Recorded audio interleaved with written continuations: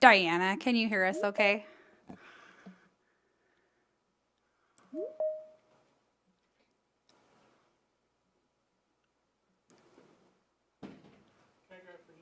Yep, you can. Sure. Sorry, I was talking to an adjacent property owner. Guess. Okay, here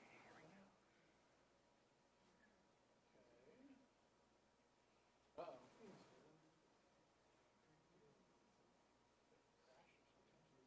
Is it?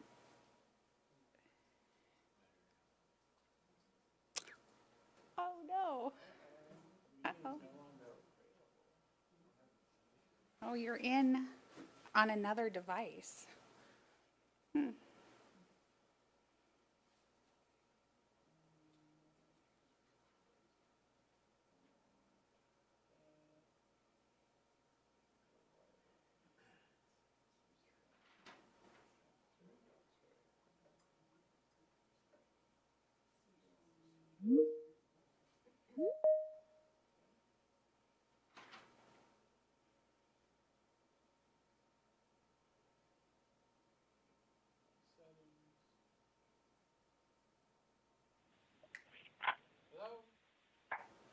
Hello. Stacy? Yes. Hi, Diana. Okay, I just got admitted to the meeting. I wasn't in before. That's why I couldn't speak, but I can hear you now. Can you hear me? Very good. Yes, we can hear you just fine. I think I can barely hear you. Are you speaking into the microphone? I am speaking directly into the microphone now. Is that better? No, it's not. And I've got you turned up all the way. Okay, we'll let Pete from IT do a little bit of work on it, so hopefully you can hear us better than it, as well as anyone else online. Stacy, Mr. Chair, this is Todd. I'm also on. Hi, Todd. Can you hear me okay, Todd? I hear Stacy very well. Okay. I can't hear whoever. This is Shelby Kane, and I can hear everybody pretty clear. Okay.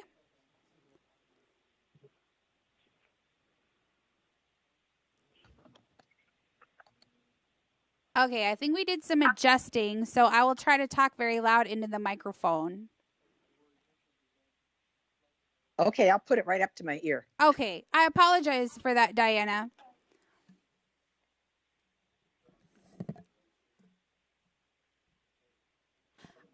I think we're ready to go. I'm going to pull up the packet real quick. All right, I'll give you just a second. And thank you. I apologize for running a little bit late here. I got caught on the phone, so whoopsie. Somebody.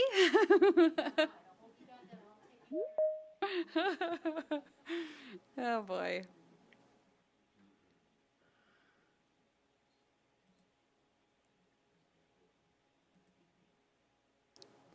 We're just getting things set up, and then we'll get started here in just a bit.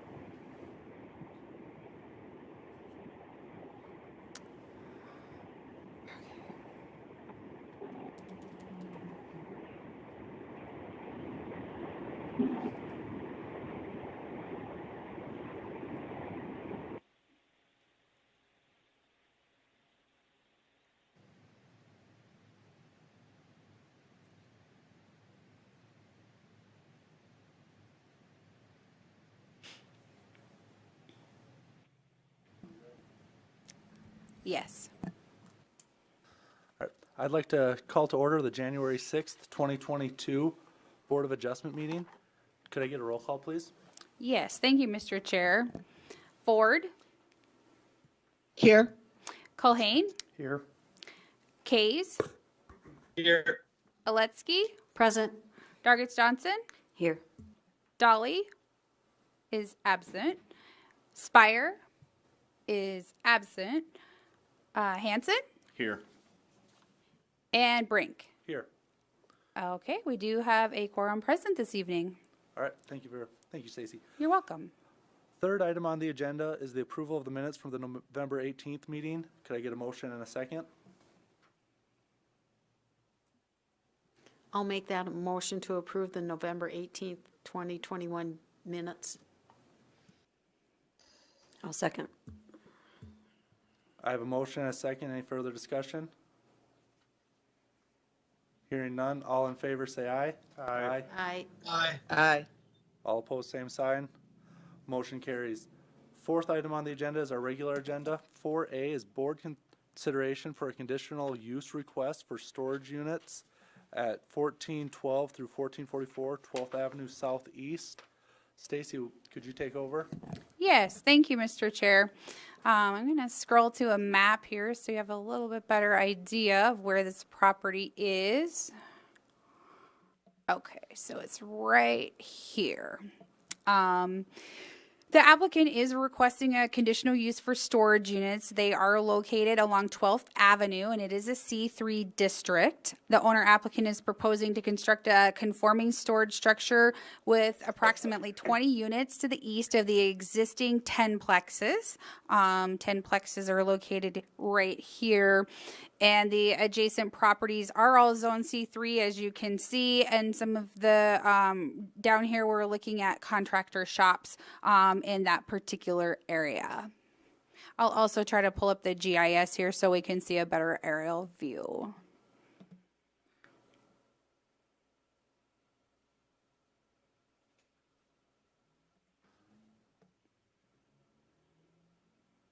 Stacy, is it the same owner that owns the 12 plexes that's looking to do the storage units? Yes, and I believe they would, I'm not sure that they're looking to subdivide it at this time, so.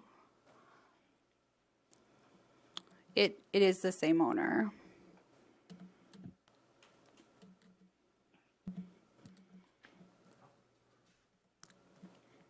I will open the public hearing if there's anyone that wishes to speak in favor of or against this item. I assume we sent out notifications to all landowners. Did we get anything back? Yes, we did send out notifications to the landowners within the 250 feet, and we did not receive any comments to my knowledge on this proposal.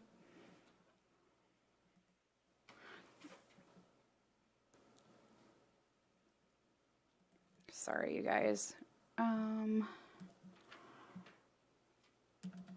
Will access to the proposed storage floor be from the same side as the existing concrete drive for the 10 plexes, or will it be from the east?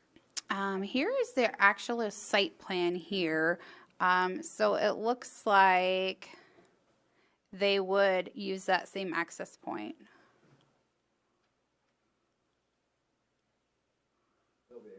Or maybe here too. I'm going to Yeah. ask you to come up to the microphone and state your name for the record so everyone online can hear you too. Marty Mack, owner of the property. So the access will be from 12th and 13th Avenue. That's the way it currently is right now. We'd just be using the same driveway for the existing 10-plex to the west. So we'd just be using that to go in. How many units are you going to have? We'll have 20 units. So we have 22. Our west apartments are 12 units. Then we have a 10-plex. So we have 22 total units. And we've had numerous requests for people that they just don't have room for everything because they're so small. So that was the idea of putting up the storage units. So they're going to be like garage storage units Yep. for the Yep. tenants? Oh, okay. Yep, that's what they'll be for. Assuming they'll be the same building material on the exterior, Marty, or what? Yep, same color. It'll be a steel building, same color as the apartments. Yep. And I believe that's why we had to come for the conditional use permit, because it won't be sided. It'll be a steel building. So. That is correct. Sorry about bringing this up, but you can get a better visual here as to what's going on. So there's this current access point here, and then also this one here. With the steel siding, it should blend in with most of the neighbors too. They're all the vertical. Mm-hmm.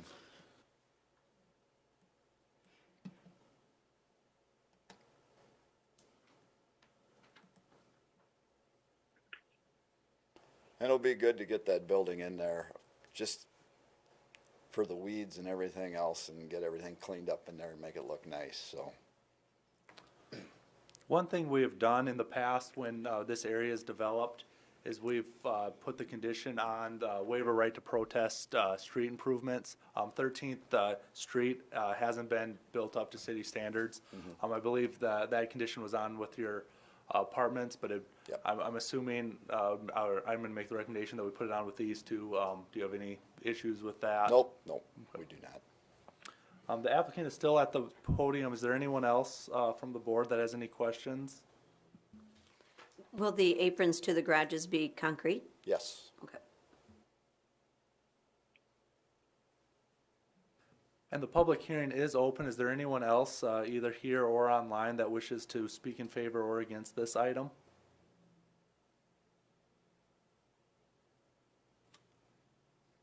Hearing none, I will close the public hearing and ask for a motion and a second from the board. I'll move to approve the conditional use request. Colhane. I'll second that. Oletsky?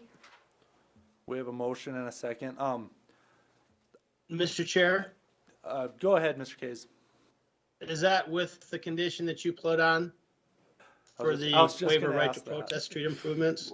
Yes, I'd like to clarify that includes Chairman Brink's suggestion regarding the waiver of right to protest improvements. Thank you. Is that your second?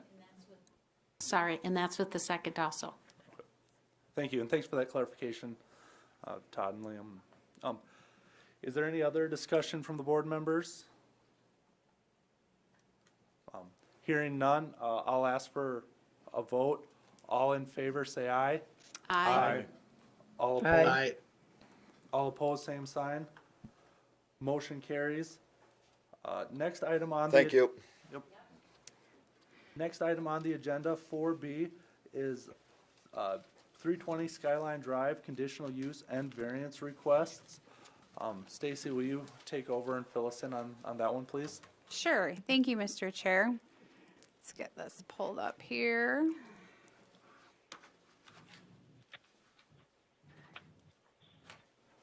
So we do have a conditional use, and we also have a variance request with this. The conditional use is first, and it is for a caretaker's residence to be located in an industrial structure in the primarily in the I-1 district. The property is east of the vacated portion of Skyline Drive and south of 4th Avenue Northwest. If approved, the applicant will adhere to the building and fire codes for the caretaker's residence upon building permit application, because it would require sprinkling, I believe, on that. So also, if this were to be approved by the board, the city would require the property to be replatted and rezoned to have one zoning designation, as a portion of the property is still zoned R3. So we would require platting and zoning prior to permit. So I'll pull up this property here. Chair, Stacy, would you pull up the I-1 requirements? I was looking at them today online, and I thought that caretakers is actually a permitted use as it was. So do we actually have to do a conditional use, or is it permitted now? You know what? We can just take a quick look, and I can pull it up online, Coincidentally, I was too. looking at the I-1 zoning stuff today for Okay. a different reason. Okay, well, that, you know, And maybe I misread it. let's just, I think it used to be a permitted use, and then we moved it to conditional. I have it crossed out in my book and Just a written, but. second. Well, and I know we had discussed it previously at previous meetings, Just a but second. I just accessed what was available on the Sure. city's website. I'm Robert Korth. I'm the owner of the property, and I believe you are correct that it is already permitted. I don't know if we have to do a conditional use on that, on industrial. I'm actually looking at my official copy, and it does say conditional uses in the I-1 for a caretaker's residence. It looks like it was revised on January 10th of 2020. So, And it's possible that the version that I accessed on the city's website just doesn't include that revision. that could be. I was looking Yeah. at it today. Well, that's a good point to bring up. So, yes, it's very possible we will double check that and make sure, but it is showing as a conditional use within the I-1 district and having that revision in 2020, about a year ago. Well, and I remember talking two about it, I just don't now. remember what it was that we discussed. Sure. My concern was because it was split zoning. Is that why I had to get a conditional use? No, the conditional use, so the way our ordinance is written is we have, every zoning district has a list of permitted uses, which are, we allow anyone to come in and do those. And then we also have a list of conditional uses, which we feel generally fit the characteristics of that zone, but may require screening or refuge or lighting or some sort of additional consideration. That's why that comes to the board. So that's why you're here for the conditional use, is because caretaker was moved to the conditional use list and also here for the variance. Okay. Let's see what comes up here. So Bob, you're gonna have this as a rental house? No, I would just put up a structure for storage for myself. It would be a Here we go. metal building of some sort with vertical siding, steel siding, such as like Marty's. And Stacy, I assume we sent out landowner letters to all adjacent landowners, and did we get anything back? We did. I did talk with one gentleman. He had some questions on the project. He had some concerns, and I'm not sure, he was invited to join online, of course, so I'm not sure if he's online or not. But he did have mainly some questions and potentially some concerns.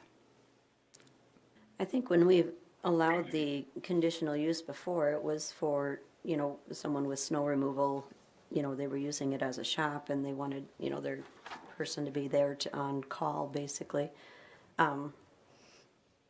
If this is just storage, I don't see the need to have, living quarters in it. If that's the use of it, if it's storage, then it should stay storage and not be, not that I agree with the living quarters on a industrial zone property. I mean, that's industrial. You're not expecting to see children, which that was our big concern before. I don't quite understand. Is it granted on industrial to have like continual use, or is it not if it's just listed as storage? I mean, there may be times when a person there's people that stop by. You might want a stove in there, you might want bathroom facilities. What's granted and what isn't on industrial? So basically, in terms of that's a use that the plan or the Board of Adjustment rather has purview over. If you feel it appropriate, conditional uses, as you know, they may be appropriate in some locations and they may be not appropriate in others based on the use of the land and how it's being used. Is it a necessity? Is it not a necessity? So that is within the purview of the board to make that decision based on the criteria. Okay, I got a Mr. question. Chair? Oh, go ahead. Go ahead, Mr. Kays. I guess the question to me is, how do we define caretaker's residence? I think that's what Mr. Korth is asking. And the question is, if, an incidental stove, heater, bathroom, is that something that would be allowed in most industrial districts, in most buildings, whether it's a storage building or not? How have we treated that? Or if he's actually talking about putting a bedroom, a kitchenette, and a bathroom facility. I think that's, I'm a little bit misunderstanding what Mr. Korth's request is at this time. At this time, no bathrooms and kitchenette, or bedrooms, I should say, and kitchenettes, no. Perhaps down the road, something like that may be involved. Would I have to? And then Go ahead. follow-up question then would be, this would just be for you or any employee. It would not be sub-rented out to a vocational school kid or something like that. Oh, definitely not, no. All right, thank you. That's all I needed. Conditional use is sunset after 1 year, correct? I mean, that's part of your question, right? If you're not going to do it today, I think the conditional use is good for a year, right? I'll let Stacy. Yes, answer that it is 1 year. Yes, variances and conditional uses are valid for a period of 1 year. We do If you don't- usually, if for you don't permitting. If you don't use it, so Yes. if we grant the conditional use tonight and you don't put in basically a caretaker's residence within a year, then you have to come back before Yeah. us. We usually go off the date of the permit, so we need a permit for that structure within a year. And then finished up in a reasonable time frame. I did pull up the caretaker's residence here, the definition, and I can read that quickly, and I can blow it up here on the screen too. A single-family dwelling unit, which will be considered an accessory use to the primary business.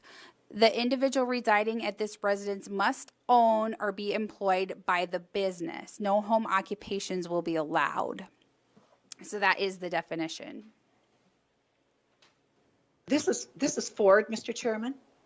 Go ahead, Diana. I was a little confused. Mr. Korth, I said, believed he was going to use this for storage. Would that be business storage or personal storage?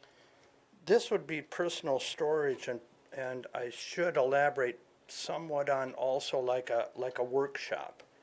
I would heat the building, do whatever it takes as a retired person would do in a building. I don't know how to explain it any more than that.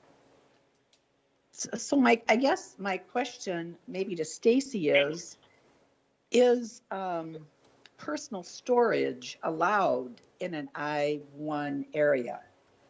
So I'll just take a quick look at it. I do believe that we have made decisions to allow for personal storage. We do have that type of thing, but I'm looking here.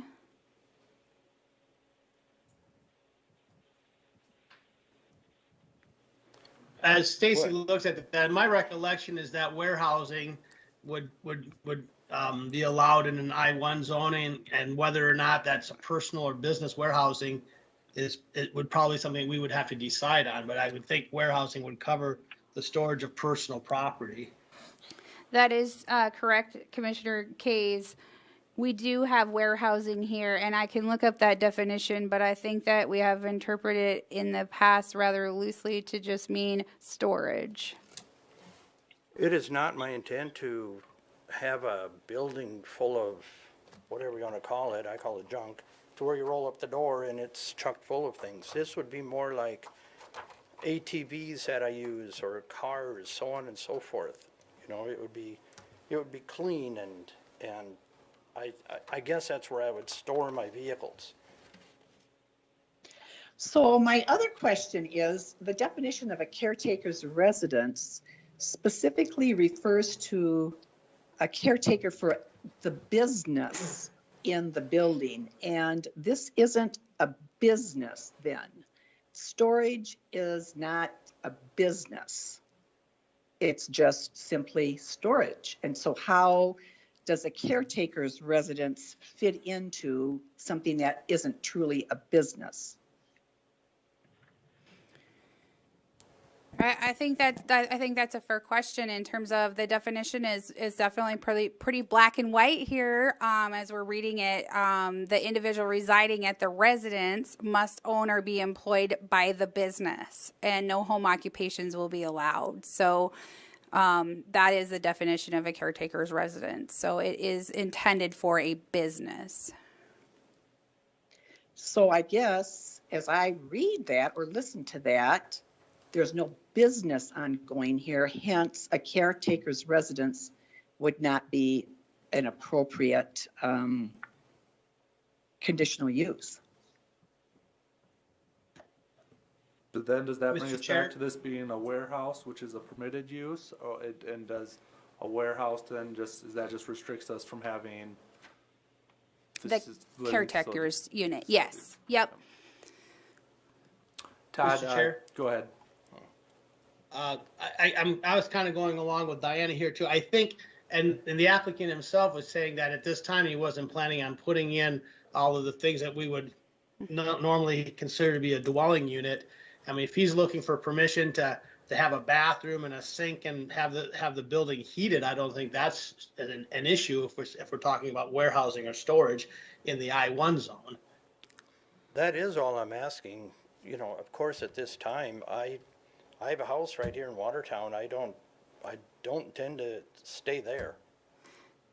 Then if that's the case, sir, then I think your probably best bet would be to withdraw your request for a caretaker's residence, because I don't think it probably meets the definition, at least in my mind. I think I'm not going to speak for others on the board, but if you're not requesting to have a dwelling inside that building at this time, then there's really no need for caretaker's residence, unless staff believes we have to do something special as a board to allow a bathroom, a sink, and heating in the building. I don't believe so. I think that's something that we would allow in any other residential or any other industrial zoned building, rather, where what we would not want to see is an actual bedroom, sleeping quarters where somebody was staying there overnight, because that does have different parameters for emergency services and different requirements from a building code and fire code standpoint with sprinkling and such. Then let's withdraw the caretaker's residence. Okay, we can withdraw the caretaker's residence, and do we still want to do the second part under the assumption that we're going as a warehouse and still look at the variance request? Is that still how we want to proceed with this? I mean, is it still the same building? Yes, it's still the same building, and Okay. No, if we want to move forward to the variances, that's fine with me. that makes sense. So part B1 has been withdrawn. Part B2 is a variance request, requesting a reduction in the side yard variance. Stacy, will you elaborate a little bit on that? Yes, thank you, Mr. Chair. So it's a 20-foot side yard setback, and the applicant is requesting an 8-foot setback from the east and the south property lines as side yards. If this is granted, then we will again require the property to be all rezoned, because we don't allow permits on split zoning, and then also replatted. I can pull up the site plan and you can see that there are a number of easements on the property. One of those easements is a gas main, I believe, that runs across it that they need to stay 10 feet away from. Is that correct? That is correct. And is that a main that can't be moved or adjusted or That's reasonably? correct. Yes. That would be the sewer main, Or and sewer there are main. two other main. gas mains that go right through the vacated skyline. Yes, there are utilities there. It is all utility easement now, as the land has been granted back to Mr. Korth, in this case. This exhibit here does show, Stacy, I can't see it yet. oh, okay. Let us know when you can see it, because it's up on the screen.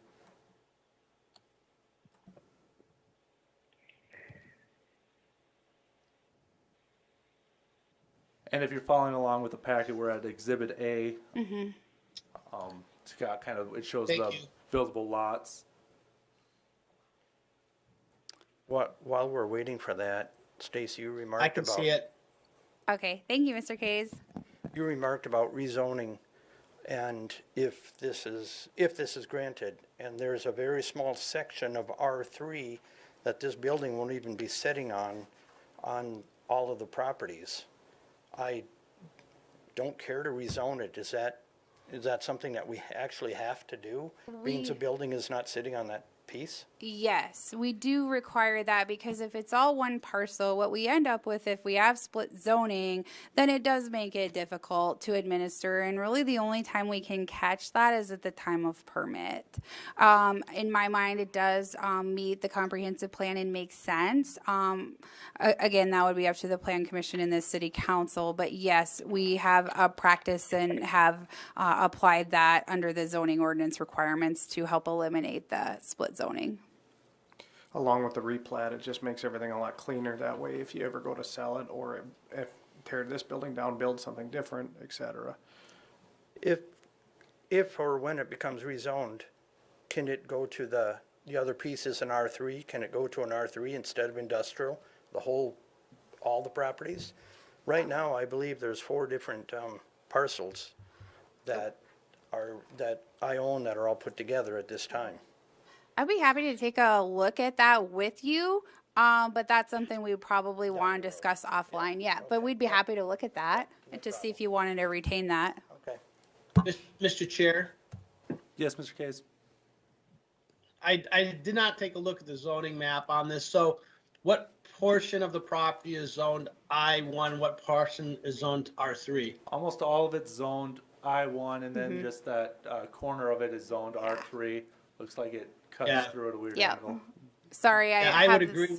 I would agree with staff that is the prudent thing would be to have one consistent zone in that parcel. And if at some point in time the applicant wants to rezone it back to an all R3, but if he was to zone it R3 right now, the whole parcel, he couldn't do the use that he's intending to use right now. Correct. I agree. We would do that. We'd rezone that as an I-1, that R3. That's the way I'd move forward with this today. Question I have on the variance request, it looks like you're proposing a 52 by 52 foot building, and if you were to propose a 39 by 53 foot building, then it'd be able to sit in there without needing any setbacks. Have you considered making it a little bit narrower, about 12, 13 feet narrower? I have, and not only that, I don't even if I was granted the variance, I'm not so sure I would even make it that size. The 52, the square. I don't like square buildings, but I wouldn't mind seeing for structural steel in that either a 40 by 56 or something in that line, to where all your steel, all your lumber fits, so you're not wasting, and everything, it just conforms better to the surrounding area. Length by width buildings like Muth Electric and the building that's on the property. A 39 by 53 is an oddball building. And if I go to a 38 by 50, I guess that would work, but I'm just asking for more leeway because I want to stay off of Skyline Drive to do flat work. If I shove the building right now, if I go that 39 feet without any setbacks, I'm right up against Skyline Drive. I put concrete out in front of your garage door. They're coming through there with a water main, a 20-inch water main, when they do the 3rd Avenue remodel. And of course I won't put concrete or asphalt or whatever there then, but say down the road, a year later they'll come through all the driveways, and that's to my expense. And I don't just want to drive out on gravel or grass. That's why I'm asking for the setback. It gives me more in front of the building to work with. But the variance isn't on the Skyline Drive side, it's on the back of the lot, isn't that correct? That's correct, because I would move the building backwards, so I would have like 12 feet now in front of the building. See, I wouldn't build a 52, I'd probably build a 40 by 50, but I would back it up and then have some room between the front of the building and Skyline Drive for concrete. Because if we, and my So I guess thought is if we built a 40 by 50, we could essentially build it in the buildables area with almost no variance needed. I mean, the 40 might need a 1 foot variance, but that's, instead of reducing it from 20 to 8, it's reducing it from 20 to 9. if that's the size of the building that you're looking at. Todd, you were about to say something?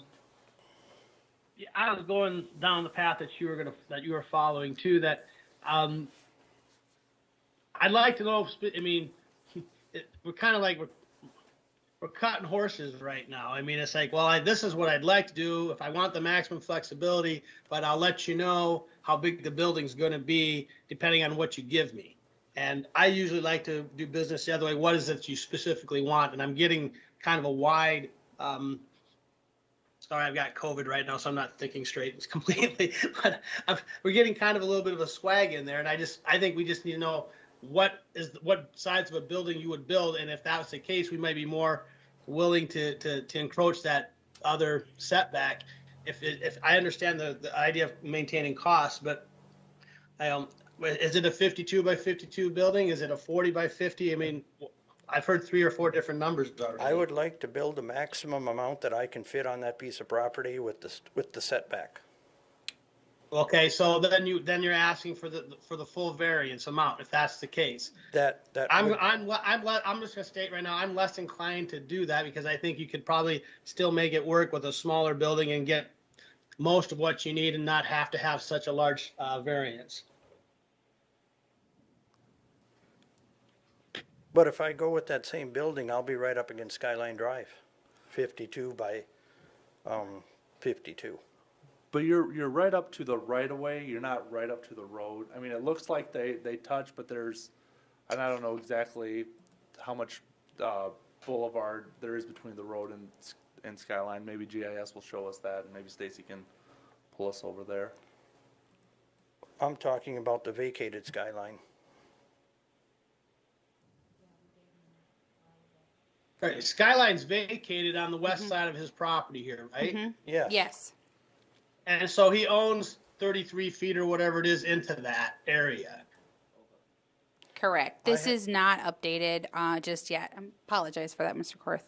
Stacy, Right. So my point is, he wants to maximize the use of that and draw that within, but he doesn't want to build into the vacated right-of-way, correct? I cannot build on that vacated right-of-way, and I own both Because sides. It's an easement. Yes, this is all an easement here with the utilities. Right. Yep. Right. Todd, Chair.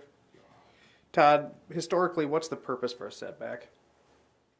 The purpose of the setback is to maintain, in this situation, adequate setback from a street, from a road, for vision clearances, from accessing a street, for snow storage. Being that we don't have an actual street here, I don't have an issue with him building right up to what would normally be a property line. But I guess since he's got an easement there that he can't construct on, he's maximizing the distance he could. I mean, if Skyline was still there, he'd have to be set back 20 some odd feet back from that right of way, right? Yes.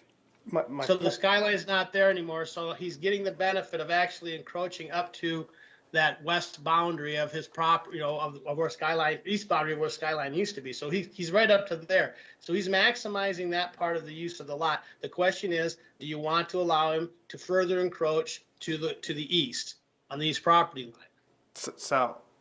South, right? Both. South, excuse me. That's the 8-foot. Excuse me, south. Yeah, so my head's turned kittywampus on here.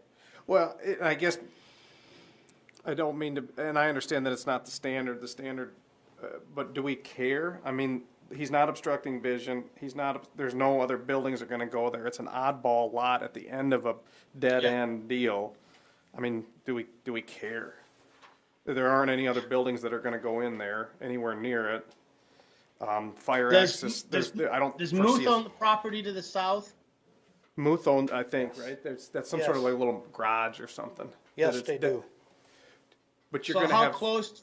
What's the separation distance between those two buildings once constructed? I measured that at 9 feet.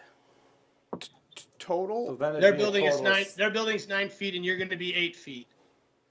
Yes. That might require fire rating. I'm going to ask Jason. Yes, it would require some fire rating.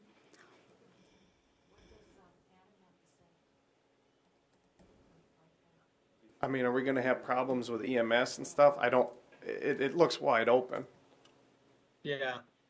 I mean, it's one thing if we're talking about a dense residential neighborhood or the lake or something like that, but we're talking about a dead end road that doesn't go anywhere. I mean, I guess if you're going to allow for the variance, I mean, the justification would be the inability to build on property that has his property to the middle of Skyline that has an easement on it, plus the other easements that come on the eastern side of the property, and the oddness of the buildable area there, I guess would be a basis for approval, and that it would still have to be firewalled on the south side to and there's still 17 feet of space that you could get a fire truck between. Yes, he's asking for the 8 foot to the south and the east, because this is north here, so. This is Ford. Go ahead, Diana. I see that point, and I certainly see Liam's point also, and do we care? But I look at the ordinance and the variance criteria, which says, can he have reasonable use of his land, and can he by building a conforming building? And I think he can, building a conforming building on here, which is shown in red. It may not be the size and it may not be the location. However, it is a conforming building. It doesn't take away reasonable use of the land. That's my issue, and I can't quite get around that. Chair, a 39-foot building is an odd-shaped building, and I know this because I'm trying to build one myself. And so, while yes, you could probably build a building, you're probably actually talking about a 36-foot building at that point, or a 38-foot building. Now, yeah, you could build a building, but again, when you look, he's constrained on both the east and the west of this parcel. Well, he's constrained in all directions. I mean, and he's already really limited to, I don't know, maybe a third of the property to build on as it sits. I mean, so I think when you take it as a totality of the circumstances, I think it does deprive them of reasonable use. Now, yes, could you build a smaller building? Sure, but you've really hamstrung the entire property. I mean, the way that it sits currently with the easements, even with the vacation, because right, there's still an easement that goes through the vacated portion, right? And then this green line also. Okay. Yes, that's correct. All of this here is easement. You can see overhead electrical, there's water, sanitary sewers here, and this is a 10-foot offset to the sanitary sewer. There's gas main in here, so there are a plethora of utilities in the area. Chair, I guess I'm going to coincide with what Diana is saying. The land has sat vacant for a very long time, and much to my dismay, we allowed that Skyline Drive to go away, because I would have loved to have saw a walking trail on that, and the city retain that. So with that being said, we're now making that, he's gained access to his land. We've increased the accessibility to it. So I think now he has the opportunity to build up to that vacated property, and I think he just needs to put a building on there that will fit. We're not stopping him from maximizing the use of that. And again, getting back to do we care? We do have residential homes up there. We got some apartment buildings up there. Should there be a fire, it's kind of a wooded area. I mean, a dry year, it could take off. So I guess I'm kind of leaning against the setback being so close. Well, there is also a curb cut from 3rd Avenue for whoever has to get in there. Along with 4th, there are 2 ways to get in and out of there. And once I build up to Skyline Drive, it leaves nothing in front of the building. Even if you have an overhang on there, it's just makes it pretty limited. Once I come back and put any concrete out in front of a building or whatever you'd want to do on the west side. It's hot. You want some overhang.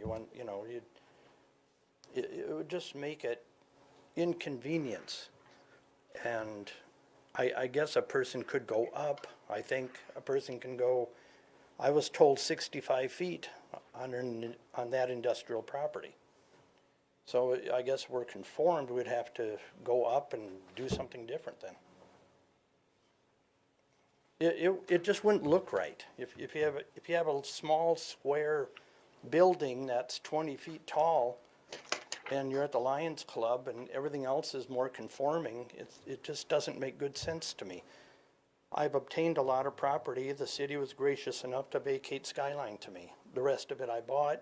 Muth Electric gave me theirs to keep the lines straight. He actually just gave it to me. With all that much property there, a small building just, it doesn't even look right in the city of Watertown. I think the larger the building and the more setback, being set behind me to the east, there is a sewer line there. I can't go any farther, but nobody's living there. There's a shed there that hasn't been, the grass isn't mowed. Nothing happens behind the building. Muth is 9 feet away. I don't know why David Keith here. Pardon me? Go ahead, David online. Go ahead. I'm the landowner, I'm the landowner of that shed and the house above it. And I'm listening to this and you know, he knew, if he didn't know, there's a problem, but he knew that there was an easement going through that. So, you know, it for him to say that it's a hardship for him to build a smaller building on that lot, that's just the way it is. That easement goes right through that little square of property that he has there between my place and the vacated road, the vacated Skyline Drive. So I don't think it's a hardship for him to build a smaller building. He might not like it, but building a smaller building is not a hardship to him because it conforms to the use of the land. But one other thing I want to say, that if he's, you know, obviously he can build a building there. I would prefer personally, as the owner of that land back there, that he build it closer to the east.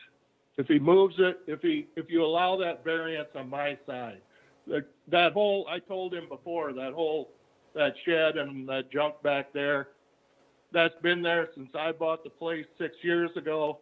I've been working to get some stuff done at the house, and I told him that was going to go at some point, and it's actually, I think it's going to be gone next week. That being said, it'll be more maintained a little bit better down there. And I also agree with whoever mentioned the giving away the right-of-way there, that Skyline Drive. I wasn't notified of anything about that. And I agree that people used that. They may not have known where it was, but people did use that road to get from the highway over to the greenway. People walk their dogs down there. You know, I've lived there for 6 years, and I've watched hundreds of people walk their dogs down towards, you know, on the other side of 4th, but also they had walked between 4th through that, where that road was, out to the other road. You know, I'm sitting in my car listening to this, so I can't see anything, but personally, I'd rather have that building not be a residence because it wouldn't fit there. The residences are all up the hill, and having a residence down there doesn't make any sense to me. But I'd rather have it closer to my property because I've had issues with him and the radio and noise, that I don't want any opportunity between that garage or shed or building and the fence. Hopefully that will be finished there, because I don't want him to be able to go back there and have a garage or have a driveway back there and have music blasting from down there.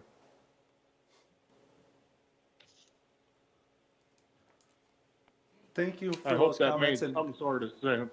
yep, no, it did. And thank you for those comments. And it won't be a residential use. We kind of hashed that out in the first half of this request. So it's just for warehouse use now, and it's just the size. But I do appreciate your comments. The public hearing is open. So is there anyone else, either here or online, that wishes to speak in favor of or against this item? Or is there any other questions from the board might have to the applicant? This is David Keefe. I have one more comment, Go ahead, David. and I'd like to keep it. I'd like to keep it to the noise, and I'm worried that if he has another building down there, that the noise will increase. And like I say, people live up on a hill. It's like a coliseum. You know, noise goes up, and you know, there's times I can hear his radio going from that garage that exists there inside my house. And it's not just like once a month or every couple of months.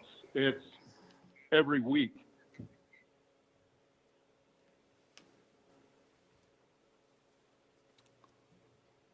Thank you for those comments. Is there any other comments before I close the public hearing? I could say a lot to that, but this is not the time nor the place. There's always two sides to every story, and we're not going to get into that here. This is about a variance. I'm asking for a variance. Yes, we're just looking at the size of the building and where it should go. So, Yep.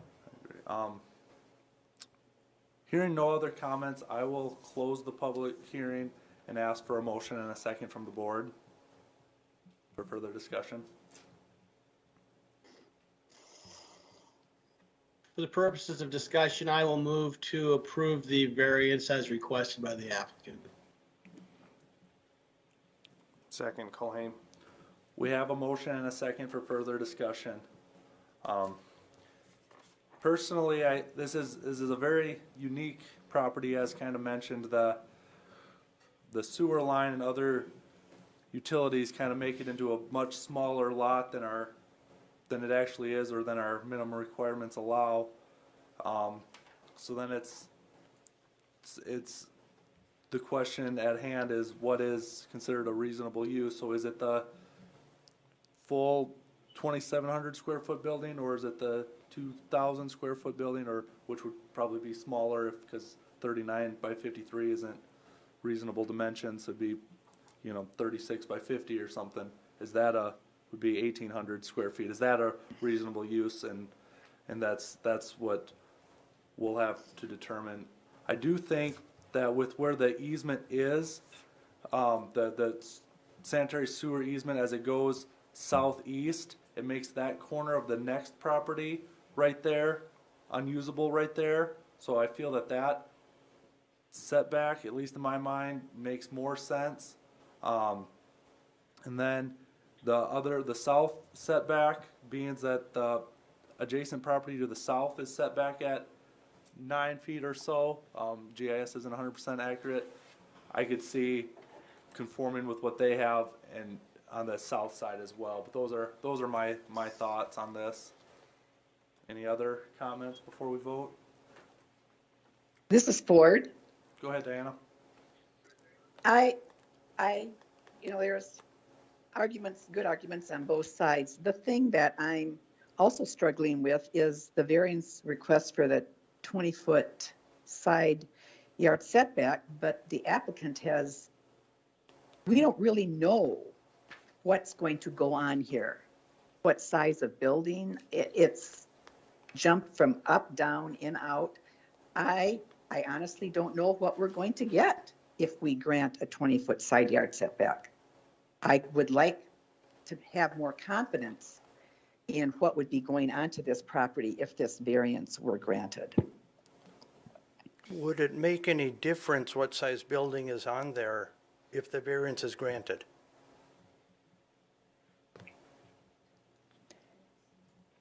For me, Yes. I don't want to vote on something if I don't understand specifically what I'm voting on.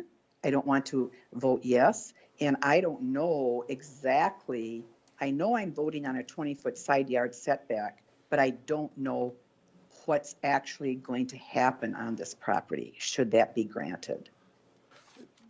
So Stacy, just to clarify, we don't have an actual building application for this. We do not. No, we would look at exterior elevations and making sure that the use is absolutely appropriate and all those kinds of things at the time of permitting. Again, the fire rating and how it's constructed and different things like that. We don't have, like I said, anything beyond what we have here. Certainly the board could ask for some elevation drawings if you would feel more comfortable, or some more information on the building. So that would be under the purview of the board to do so.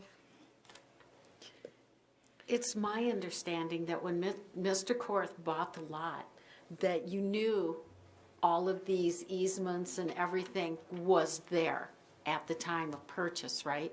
So you Yes. knew that to be able to build on the lot, it would be a hindrance. You'd have to fit it, whatever you're gonna build, to meet all of that. Chair. I think the sole question is, does the lot as it sits, is he deprived of reasonable use of that lot?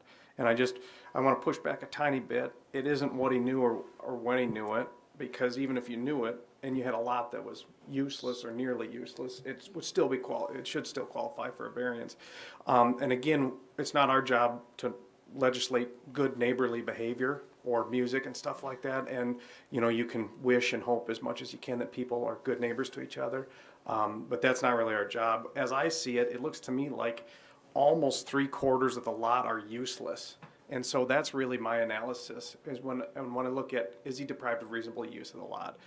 I don't have exact measurements, but you've got to the east of where he's suggesting to build a building is, that strip of land is useless. Basically, everything to the north of where he's suggesting to build a building is basically gutted by either the easement or the sewer line easement. And then to the south, you've got that setback issue. And then when you juxtapose that with the lack of issues of a smaller setback on the south side, I guess it seems to me that's where my mind is. Like, I understand the frustrations with the neighbors, I understand all that kind of stuff, but it's really solely a question of whether or not someone can use the property that they purchased, regardless if they knew the easements were there or not, because that's the same analysis even if you do know that. So, and I'll leave it at that.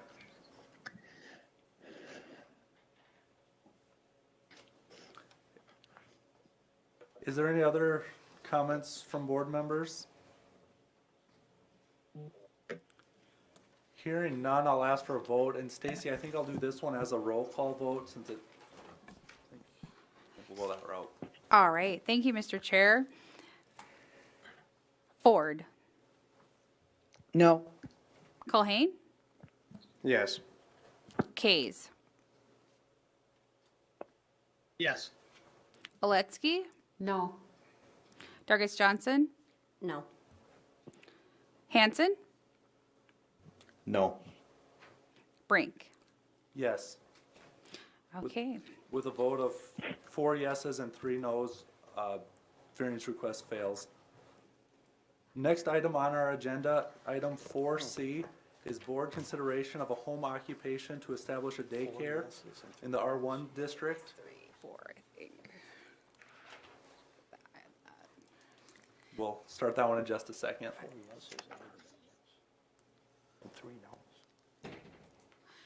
Yes, I have 3 yeses, and we just want to confirm here for the applicant, if we could, Mr. Chair.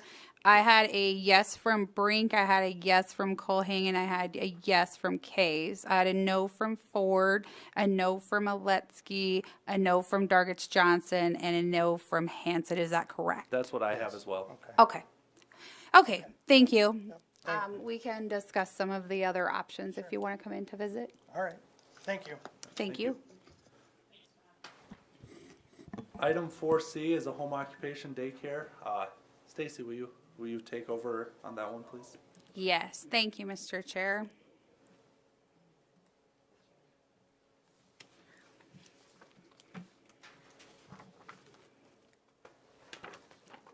I think that the applicant is likely online with us. It is Shelby Cohen.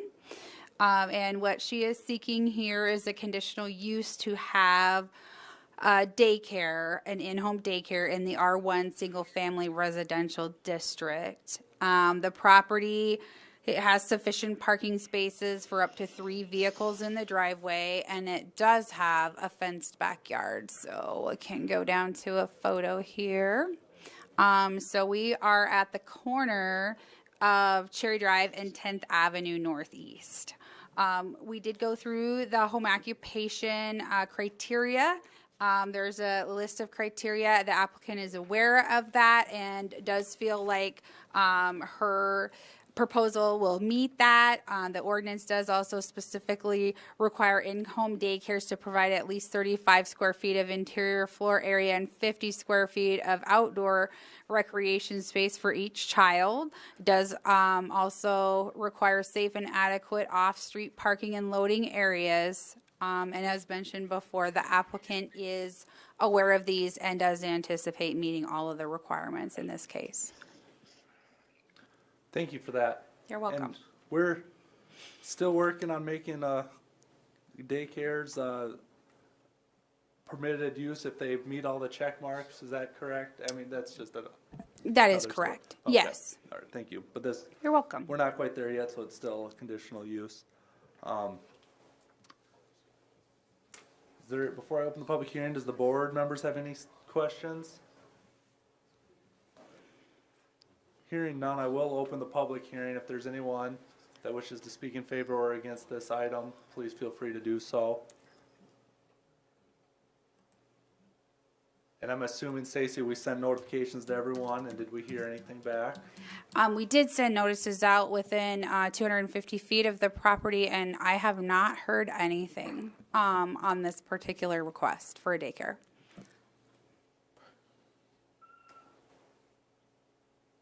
Thank you. And seeing no questions from the board. Mr. Chair? Go ahead, Todd. Mr. Chair? Yep. This is just one of the things where I think a good example of where we need to be moving as a community when we have daycare facilities, which we know we are in shortage of, where if they have a set criteria that we decide to come up with as a board that we always issue these things on, if they come in and they hit the 8 boxes and we can check them, we need to change the ordinance to make these things special permitted uses so we don't even need to see them. Definitely. Staff will note that and put that on our list of amendments. I know we've talked about that before, but thank you for that reminder. We will put that on the list.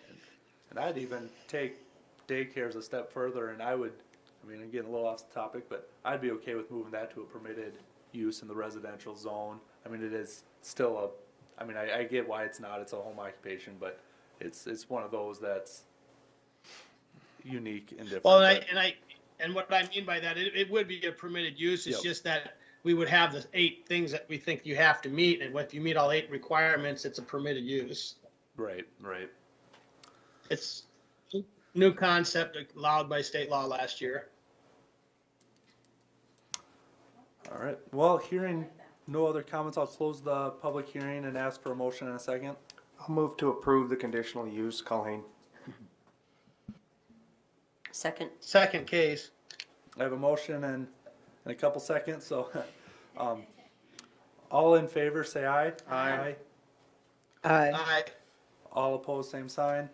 Motion carries. Next item on the agenda, item 4D, is board consideration of a variance request for the required improvements located at 1633 4th Street Northeast. Stacy, will you take over, please? Yes, thank you, Mr. Chair. I'm going to attempt to pull this back up. This is a variance request for some setbacks, and it is the property known as the Plains, for the Plains Apartments. They are currently under construction.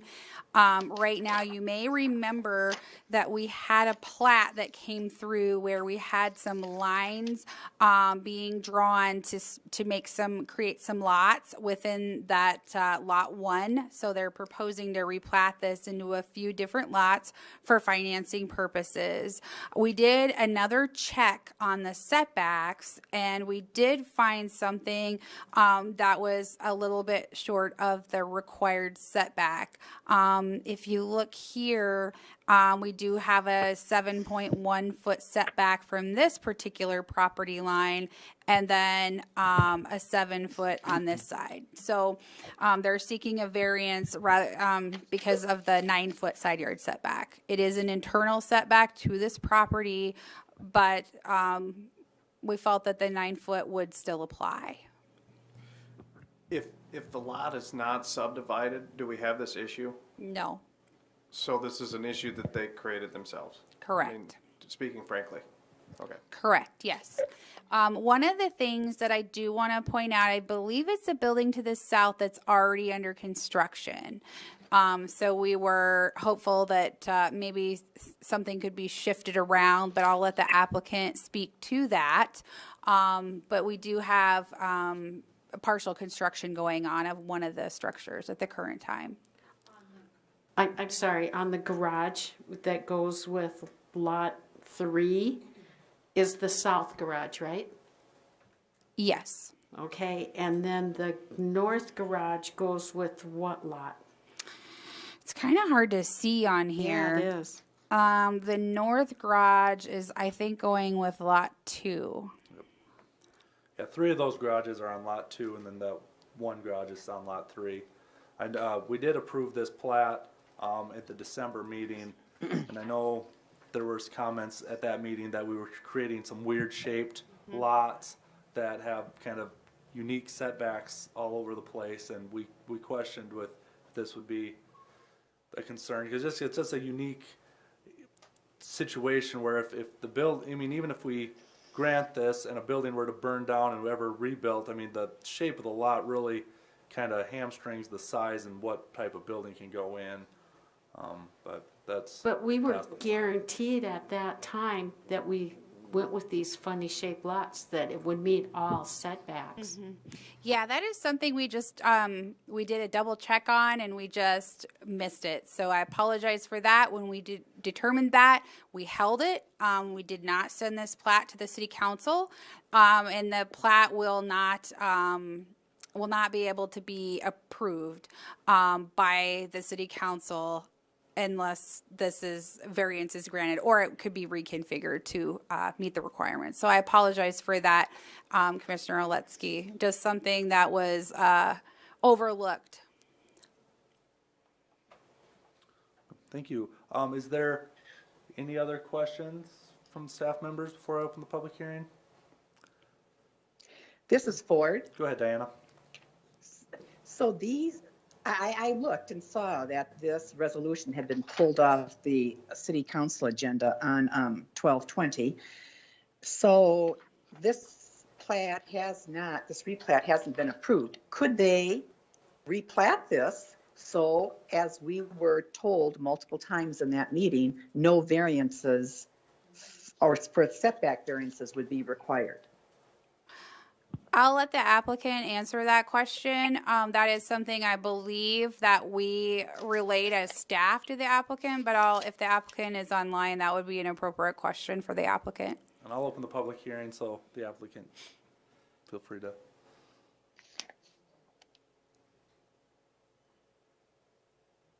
Are you with us online?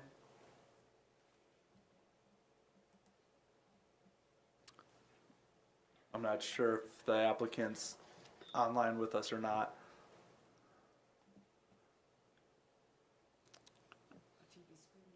Yeah. I guess the question we have to make here as a board is, do we approve this variance and they have them build this configuration and there's a variance, or do we deny it in which case they withdraw the plat and they still build it as they want to. It just the plat, this replat of Plains Edition doesn't get recorded, and we still have the original Plains Edition that shows it all as one lot. The one thing, I mean, it is, you know, frustrating to grant a variance on a brand new property, but in the same breath, it is nice that this plat shows all of the access easements from and in between each building. I mean, right now it's more or less one owner, but if these lots were ever to get sold and parceled off, it's still nice to know that this plat shows all those easements. For that reason, I could see us wanting to approve this variance, knowing that whether we approve it or deny it, the buildings are going to get installed as shown. Can everyone hear me? We can hear you now. Okay, sorry, I was on the conference call earlier and I don't think anyone could hear me. So Scott Hull here, owner, partner in the project and developer. So the primary purpose, I think, as Brandy may have mentioned, is for financing purposes. In regards to reconfiguring the current layout, it would be extremely difficult and would likely stall the project due to the drainage. And then just for clarification, the building that's currently under construction is the one furthest to the east, along with the garage and clubhouse. And I know you guys mentioned, you know, the building burning down, et cetera, et cetera. Any apartment, or I would say 99% of apartment owners would be buying the project, you know, all 3 lots combined, considering they share a clubhouse. And in addition, the garage counts between the buildings, it's important that it's all together. So I do apologize that we are submitting for a variance. Essentially, like I mentioned, the primary purpose is due to the financing. We're having a separate bank do, call it building 2 and 3 rather than building 1. And they have to have security on, you know, the land beneath the building as well. Mr. Chair? Go ahead, Mr. Kays. I mean, so basically we're talking a mortgage survey they need for the transfer and the ability to acquire financing. It doesn't necessarily have to be a plat that we have to approve that's inconsistent with the ordinances. I mean, they can still go out and do a mortgage survey, couldn't they? It has nothing to do with, I mean, it'd be, or why can't they just have reconfigure the mortgage survey to include 2 garages on 1 single lot, therefore not needing a variance? Can you get a warranty deed on a mortgage survey?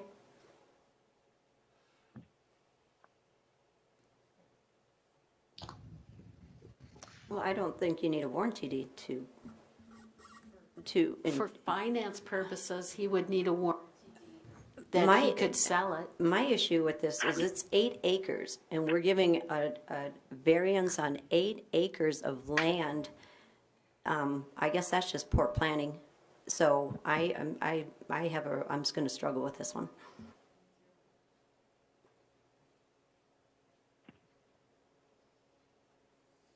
So I guess the question that's been brought up, just to kind of summarize, is if there was a way to draw these lines without a plat, then there's no variance needed. But if with the way the plat has it, then there is a variance. The one argument I'd make for having the plat is the plat also has the easements on there that the warranty deed would not show. But I'm just saying, a survey, I don't know if things might have just a survey where it has to be. I'm not sure. I don't know. I just know that. Is Rhonda's mic on? That was Bonnie Yes. speaking. Well, yeah, her. Yeah, we want to repeat that with your mic on. Oh, I'm just wondering, you know, do banks lend on just a drawing, not on a real plat, so you can get a warranty deed so they can sell them separately or together? Bonnie, how does it work in Cottington County when you have to own 35 acres, but I'm only borrowing money on a 5-acre parcel? I mean, the county's not approving 5-acre plats. No, but you can't get a building permit either on a 5-acre plat and a 32-acre No, parcel. but if I want to own 35 acres in the county and I want to take out a mortgage survey on 5 acres so I can purchase on that 5 acres to qualify for certain lending programs, the banks accept those. They do? I didn't know that. Well, the county's not approving them, they're just getting a mortgage survey. Well, I didn't know that. I'll do a little more research and find out.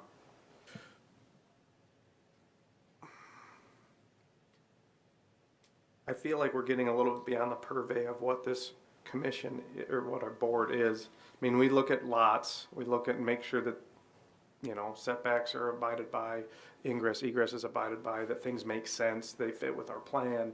We're not really supposed to consider mortgage stuff. I understand the purpose for trying to replat this. I wasn't here in December. But if I was here in December, and great, hindsight's 2020, I would say that we might have some problems with setbacks, and it appears that we've created or at least allowed a problem to come to fruition. So the only Mr. Chair, sorry. I do remember the discussion that we had a one lot with 3 multiple structures on it that met the requirements of the ordinance. It was platted, it was approved, and things went forward. And we had the discussion at the last time that if there was a way that we could configure lots so all structures met the requirements of the ordinance without a variance, the board unanimously recommended approval. It came back that it's not that way anymore. I'm much more inclined when we look at properties in this community where we have lots that didn't meet the minimum requirements. They met the minimum requirements, the ordinance changed, and now we made them non-conforming lots. And then we try to, pigeonhole something into those lots and maybe have a little bit more forgiveness on older parts of town. But I know when we had this last variance request for the new residential developments north of 14th Avenue where I live, and somebody wanted to change the lot requirements or get a variance, I was against that because this was a newly developed lot, newly developed property, and I'm going to vote against this one as well, just based on that premise alone. I concur with both Liam and Todd. It's not up to us to figure out how to do financing, so. Are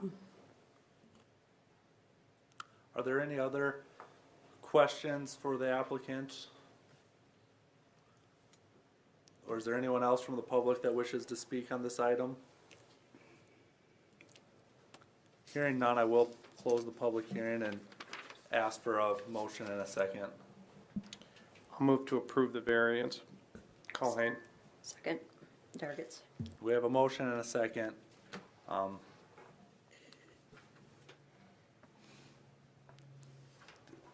Again, I think, my stance on this one is those buildings are getting built there. It's just whether do we have it with this plat showing the easements, or do we have it as the original plat that's currently recorded, which is just one lot, and we lose all those easements. And maybe those easements don't matter, but that's my only reason. Because normally I would fully agree that I don't want to grant a variance on a newly platted lot, but I still almost see this as one lot. It'll be, one owner or group of owners owning it. But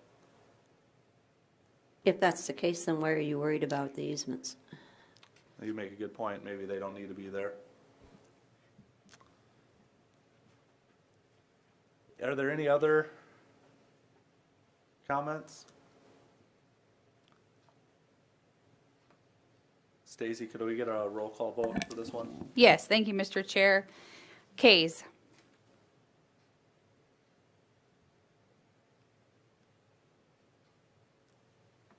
No. Aletsky. No. Dargis Johnson. No. Hanson. No. Culhane. No. Ford. No. Brink. Yes. 1 to 6, motion fails. Fifth item on our agenda is open public comment. Stacy, did you receive any? No, none that I'm aware of. Is there anyone online that had another topic that they wish to speak on? Hearing none, I'll move on to new business. Do we have any new business? We do not. Item 7, any old business? None. Item 8 is motion to adjourn. Can I get a motion and a second, please? So moved, Colleen. We have a motion and a second. All in favor, say aye. Aye. Aye. All opposed, same sign. Motion carries.